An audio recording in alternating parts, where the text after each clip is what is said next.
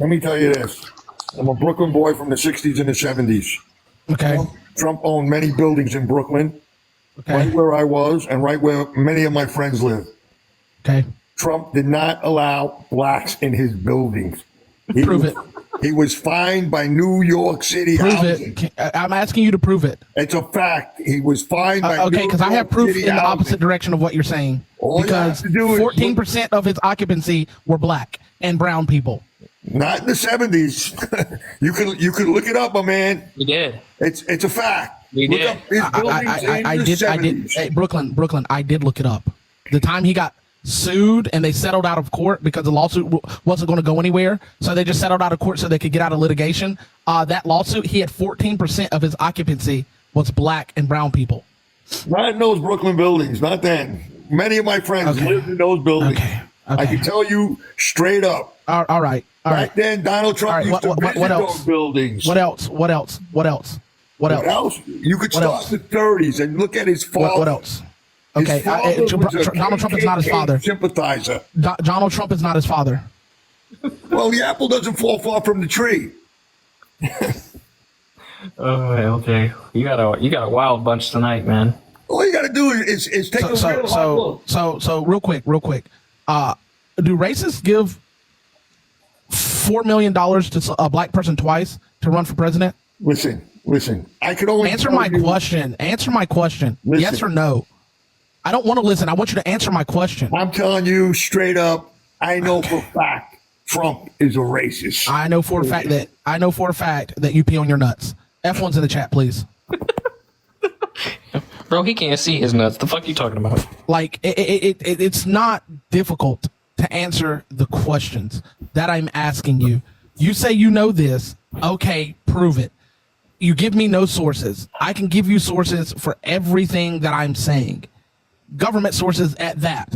So when we look at this nonsensical rhetoric, this prattle that you guys spew, it's the same talking points.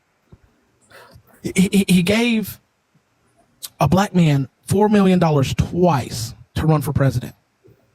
He dated a black woman for 2 years. Yeah, Jesse Jackson was his best friend in the 70s. You can look that up too. There you go. And that's who he gave the $8 million to run for president twice. He opened up one of his buildings to Jennifer Hudson's family when they lost their family member tragically to protect them. This was before she was like super big, super mega famous. He gave donations, and I call them that for a reason, to small black business owners. And when it came time to collect rent, he tore the checks up. When it came time to, not rent, but when it came time to pay them back, he tore up the checks. This is a little unknown fact about him, that during Martin Luther King's marches and stuff like that, Donald Trump even raised money for that while he was in high school. Which, thank you, Mr. Full Service, for delivering that nugget to me and setting that in my lap. When nobody would let Mike Tyson fight in their venues because they thought he was a criminal and all this other stuff, Donald Trump opened up his venue, didn't charge him the gate charge, which every fighter, big fighters, have to pay when they're in a venue. That they have to, like, whatever winnings they get goes towards the gate charge. They have to pay that out of their own pocket. He didn't charge him that, and he did that twice for Mike Tyson. Racists don't do stuff like that.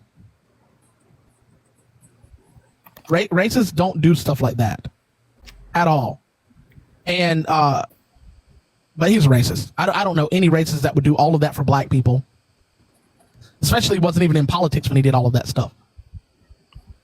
He didn't have to do that stuff. He lost money doing all of that stuff. It's weird. Oh, this one's pretty tough right here. That one is pretty tough. I will not lie. That one is dope. But I really like this one. This is probably my favorite one. So what about that one makes it your favorite, if you don't mind me asking? Because it's hilarious.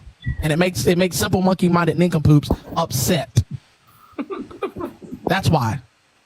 I garner great enjoyment at seeing the facial expressions of individuals that can't take a joke. The vitriol that crosses into their soul because they're weak.